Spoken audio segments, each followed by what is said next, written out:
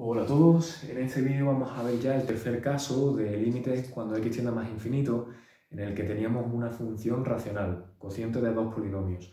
Supongamos que f de x fuera un cociente de dos polinomios, donde aquí tenemos el primer polinomio, p de x, y aquí tenemos el segundo. Está escrito de forma general, pero al fin y al cabo lo que nos importa es que el coeficiente principal del polinomio de arriba pues, es un número, a, el que sea, por x elevado a n, donde n es un número también, puede ser de grado 3, entonces será n igual a 3, puede ser de grado 9, entonces será n igual a 9, etc.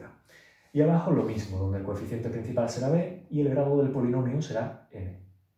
Bueno, en este caso nos podemos encontrar a su vez con otros tres casos diferentes y que tenemos que ver por separado. Veremos en este vídeo este primer caso y posteriormente en otros dos vídeos veremos los otros dos. Antes de empezar siquiera, sí que hay una serie de pasos que son comunes a los tres para poder hacer el razonamiento. Vamos a ver cuáles. Supongamos que tuviéramos que hacer efectivamente el límite de f de x cuando x tiende a más infinito. Entonces, por definición, el límite de x tendiendo a más infinito se aplica a p de x partido por q de x, que a su vez, por definición, pues esto va a ser el límite para x tendiendo a más infinito del polinomio p de x, el que sea, partido del polinomio q de x, el que sea. Ponemos puntos suspensivos porque realmente el resto del polinomio no nos importa, y no nos importa por un motivo que ya hemos visto en otro vídeo anterior, en el vídeo anterior a este. Y es que cuando nosotros estamos hallando el límite para x tendiendo a infinito, esto vale para x tendiendo a más infinito y a menos infinito.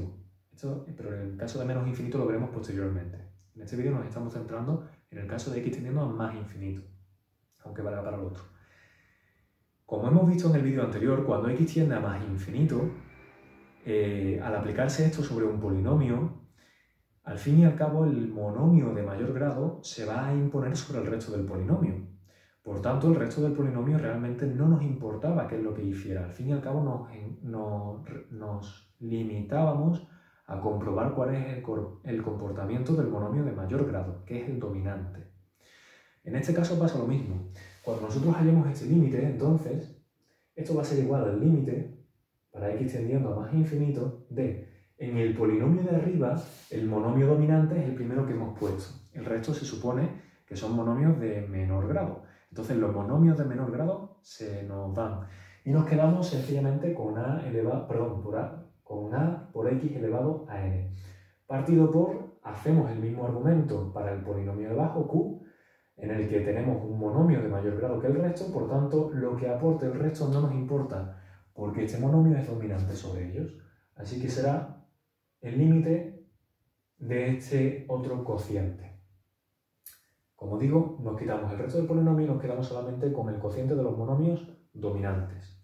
Ahora bien, en este punto ya nos tenemos que fijar en cuál de los tres casos estamos. Supongamos, por ejemplo, supongamos en este caso que estamos en el supuesto de que n es mayor que m. Si es así, entonces el grado del polinomio p es superior al grado del polinomio q. ¿Qué ocurre entonces? Bueno, pues entonces este numerador va a ser aún más dominante que el denominador, ya que n es superior a m. Por tanto, este monomio es dominante sobre este otro monomio. Vamos a ver entonces en este caso qué es lo que ocurre. En este caso, por tanto, hallar el límite para x tendiendo a infinito de f de x se reduce a hallar el límite para x tendiendo a infinito, más infinito, de a por x elevado a n entre b por x elevado a n. Como digo, en este caso, este monomio del numerador va a ser dominante sobre el monomio del denominador.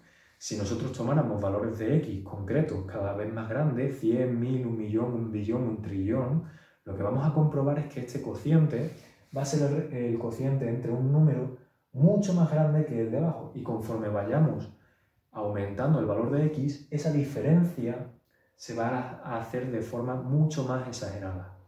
De manera que además el cociente va a ir incrementando su valor sucesivamente. Es decir, que va a tender a infinito, por lo menos en valor absoluto. En valor absoluto va a tender a infinito. La cuestión es si va a tender a más infinito o a menos infinito. Pero está claro que va a tender a infinito en cualquier caso porque el monomio de arriba domina sobre el monomio de abajo. Entonces, en este caso, tenemos que preguntarnos cuál es el signo del cociente A partido por B. ¿Y por qué? Pues porque, como decíamos antes, si A es positivo, entonces este monomio va a tender a más infinito, mientras que si A es negativo va a tender a menos infinito. Mismo razonamiento para el monomio de abajo, con respecto a la B. Entonces, si A es positivo, este monomio será positivo, tiende a más infinito, y si B es positivo, este monomio también tiende a más infinito, pero va a ser un más infinito mucho más pequeño que el infinito de arriba, porque como hemos dicho, este monomio domina sobre el de abajo. Entonces será más infinito entre más infinito, más entre más, más. En ese caso el resultado hemos visto que es infinito por la dominancia del numerador, pero tiende a más infinito porque A y B son positivos. Si A y B a su vez fueran negativos, los dos tendríamos la misma casuística, porque al final tendríamos algo que es menos infinito, pero en valor absoluto muy superior a lo que tenemos abajo, que también es menos infinito. Menos entre menos nos dará también más, y entonces el resultado tendrá signo positivo. Como siempre, si el numerador tiene dominancia sobre el denominador, al fin y al cabo el resultado va a ser infinito. Por tanto, menos entre menos más, pero más infinito. Como digo, esto ocurre, más infinito ocurre cuando A partido por B es positivo. Es decir, cuando A y B tienen el mismo signo, porque más entre más es más y menos entre menos es más. Pero ¿qué ocurre si A y B tienen signos opuestos? Por ejemplo, A positivo y B negativo. En este caso tendríamos más infinito entre menos infinito y más entre menos es menos. En el caso contrario, en el que A fuera negativo y B positivo, tendríamos menos infinito entre más infinito. Por tanto, menos infinito entre más infinito, menos infinito. Sí que es cierto que cuesta entender por qué infinito entre infinito es infinito, porque bueno, si son infinitos los dos, es algo entre sí mismo, debería ser uno, ¿no? Pero no es realmente así. Y quiero que quede muy claro este detalle. Tenéis que tener en cuenta que aunque los dos monomios tienden a infinito, sea con signo más o signo menos, aunque los dos tienden a infinito, lo cierto es que el numerador tiende a infinito con mucha mayor rapidez de lo que lo hace el denominador, en virtud del hecho de que el polinomio P es de mayor grado que el polinomio Q. Ese es precisamente el motivo por el que antes pudimos pasar de este paso a este de aquí. ¿De acuerdo? Por tanto, en este caso tenemos que tener en cuenta cuál es el signo del cociente A entre B. Si ese signo es positivo, estaremos en el caso de que el límite tienda a más infinito y si es negativo a menos infinito. Vamos a comprobar esto con un ejemplo.